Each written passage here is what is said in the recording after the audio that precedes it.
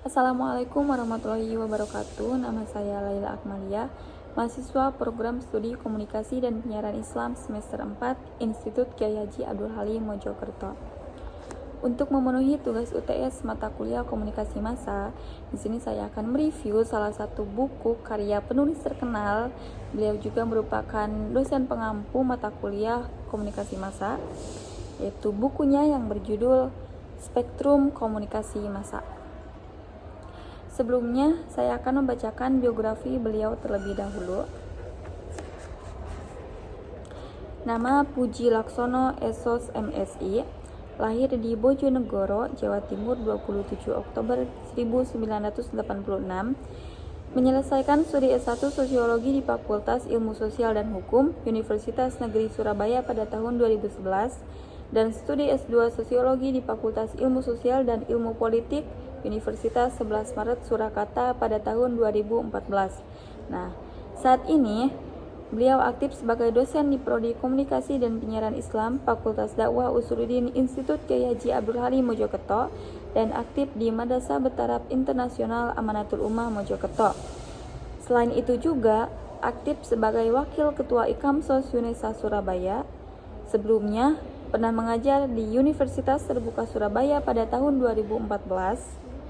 Pernah aktif di Litbang Harian Kompas pada tahun 2008 sampai 2009, Lembaga Konsultan NCT Surabaya pada tahun 2010, Radio Istana Siar Bojonegoro pada tahun 2010, dan beliau juga pernah menjabat sebagai Ketua Hima Prodi Sosiologi pada tahun 2008 sampai 2009, dan masih banyak lagi prestasi yang memukau yang telah beliau capai, yang tidak bisa saya sebutkan satu persatu.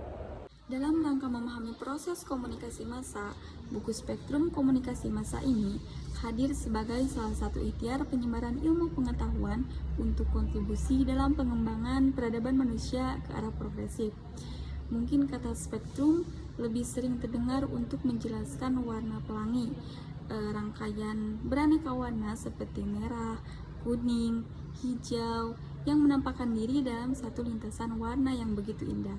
Nah, namun dalam konteks buku ini, kata spektrum lebih mengarah kepada pemaknaan tema yang begitu luas di komunikasi massa yang dikelompokkan dalam suatu tema agar lebih mudah dipahami. Dalam buku ini juga, penulis mencoba memberikan pemahaman yang lebih sederhana dari kompleksnya cakupan tema dalam komunikasi massa. Nah, dari pemahaman awal, yakni sifat hakikat, teori, ciri-ciri, media, efek, hingga aspek sosiologis dalam komunikasi massa seperti kuasa, ekonomi, dan politik dalam komunikasi massa. Pada bagian pertama buku ini memberikan pemahaman tentang definisi komunikasi massa dari perspektif sosiologis.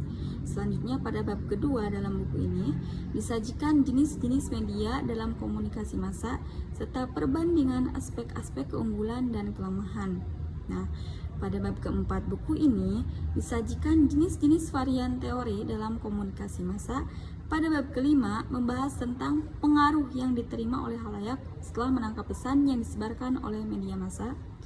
Pada bagian keenam dari buku ini menyajikan proses komunikasi massa dalam arus politik suatu negara, yang mana Four Theories of the Press yang dikemukakan oleh Fred Sibert dan Wilbur Schramm menjadi pisau analisis pada proses komunikasi massa dalam negara demokrasi, negara otoriter, dan negara komunis.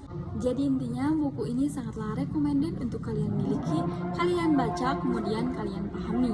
Walaupun sebenarnya spektrum tema komunikasi massa yang begitu luas cakupannya tentunya tidak cukup untuk dijelaskan dalam buku setipis ini. Namun setidaknya di dalam buku ini terdapat rangkuman-rangkuman tema-tema penting sebagai pengantar kalian memahami komunikasi massa. Karena mempelajari komunikasi massa adalah kunci dalam kehidupan bermasyarakat, terutama bergaul di era globalisasi ini. Seperti yang dikatakan Malcolm X bahwa komunikasi massa adalah wujud kuasa yang paling berkuasa di muka bumi.